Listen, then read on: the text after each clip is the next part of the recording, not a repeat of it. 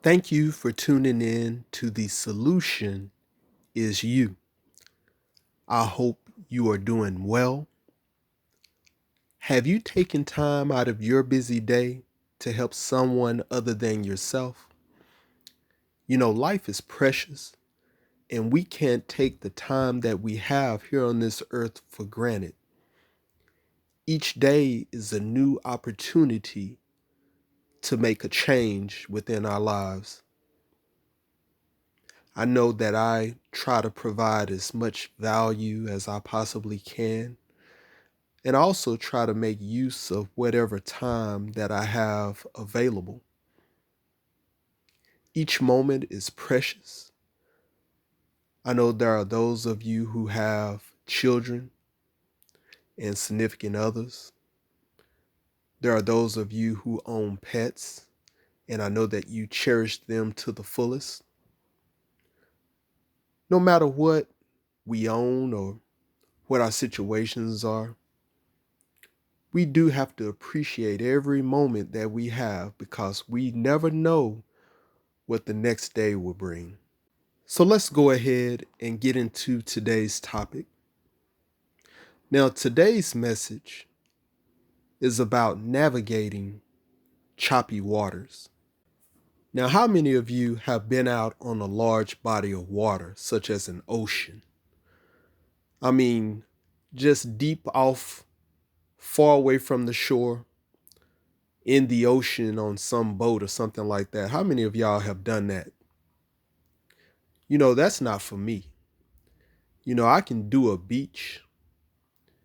I can go out on a nice sunny day, break out a beach towel in a chair, and just sit and just enjoy the sunlight.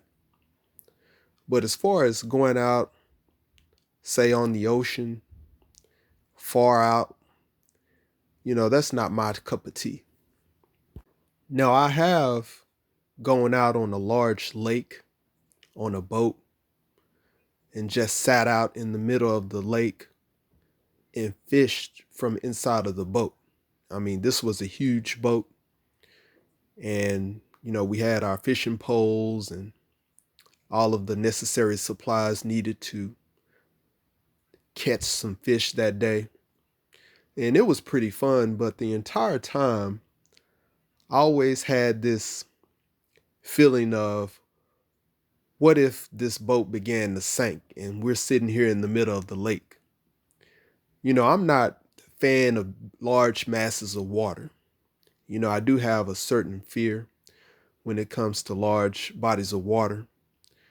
So, that's one of my fears. Another one is heights, but large bodies of water definitely does something to me. As you can imagine, being out on a large body of water suddenly can become a fight for your survival because of the changing weather patterns. Things can get quite treacherous out at sea. Everything can be calm one moment, and in the next moment, you could be fighting for your life. So, how many of you are experiencing some type of hardship? How many of you have experienced some type of hardship within the last 2 years? Perhaps you know of someone, it could be a relative, might be a coworker, might even be a friend who is experiencing some type of hardship. This may be an issue where it is hard to put food on the table. It could be an issue with not having proper transportation to get to a grocery store to get fresh fruits and vegetables. It may be tough just to get to work. How many of us have all the money that we need to take care of the things that we need to comfortably? How many people do you know who are struggling to pay the mortgage or the rent. So let me tell you a story. About 13 years ago, I applied to work at a Fortune 500 company. I was fairly young, but very eager to showcase my skills at this particular Fortune 500 company. So once I was hired, I was very excited to start my first day. I remember walking through the front door, and as one could imagine within a large company making billions of dollars annually, the inside was very stylish.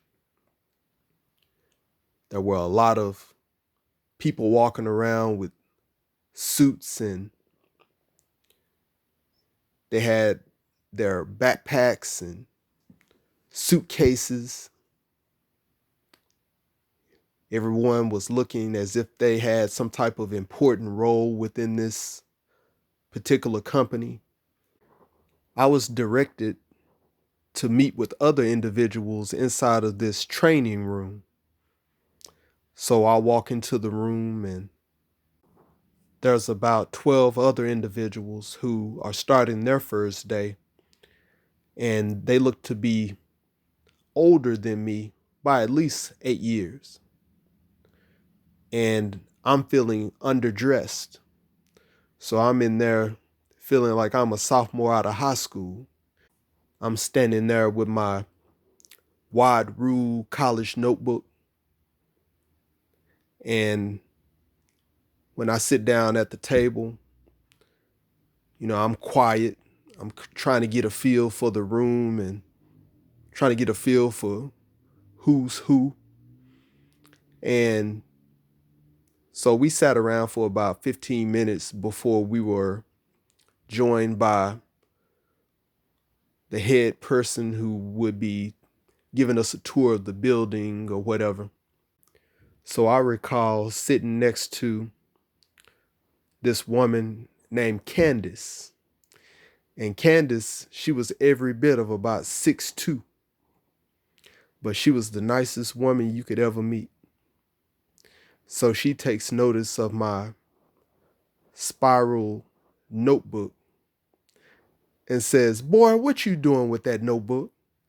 Let me give you something that's a lot better than what you have there."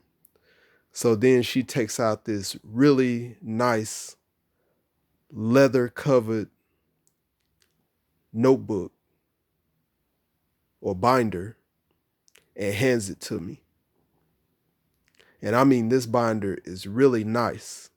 I mean, it's all leather. It's black on the outside. It has a strap. When you undo the strap, it had a calculator on the inside. It had like a nice ballpoint pen. This was a really, really nice binder. And it was so nice that I will forever remember this interaction with her.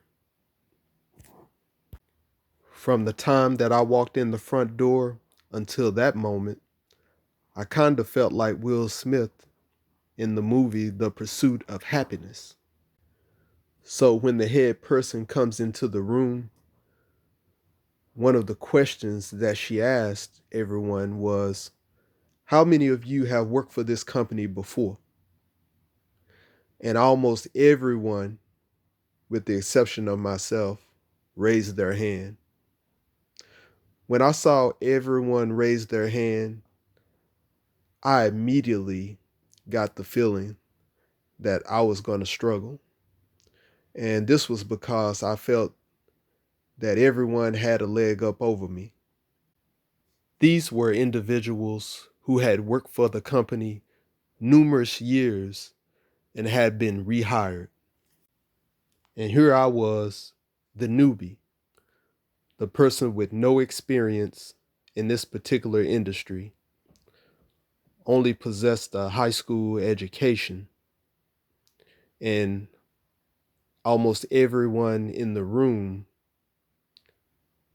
had previous experience. But I did not let this deter me. So we went on a tour inside of the building, had a chance to see all of the fabulous facilities, and we went to a different floor. We started out on the first floor and ended up on the third floor. And on the third floor, this is where we were met by other people who were starting their first day as well. So in total, we had over 100 and something individuals who would be starting in this particular position. So this was a mass hiring event. So we gathered all in the hallway, and there was a project manager. He was like the vice president of project management, and he was basically going over the duties and everything that was involved with this particular role and what the expectations were or whatever. And we were all told that we would manage our day and we would manage everything that we were responsible for, and that the management crew was only there for support. And when I went out to the floor, to my particular desk, all I had was a phone and the desk and a whiteboard. That's all I had. And so everything that I needed, I would have to seek out and find out what it was that I needed in order to get started for the day. So everything needed to be set up, from the voicemail of the desk phone to getting all of these supplies and the necessary resources to be placed at the desk. Everything needed to be set up from the start. What I found was that there were quite a number of individuals who had trouble managing out this entire process. The process of setting up their phone, getting their supplies, setting up their desk, making the phone calls to the appropriate individuals to get things set up. And I found that this was due to them being so used to being told exactly what to do and how to do it. So I took note of that. Now, I may not have had a number of years of experience within this particular industry, but the thing that I did possess was the will of 10 men. I had a go-getter's mindset. Whatever I believed that I could achieve, I achieved. I never took no for an answer. I stayed consistent. I showed up every day.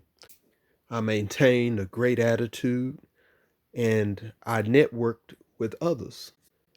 I became so great at my job that the majority of the people there, including the people who had previous experience, the ones that started in the training room with me, I ended up training most of them on the new material that we learned.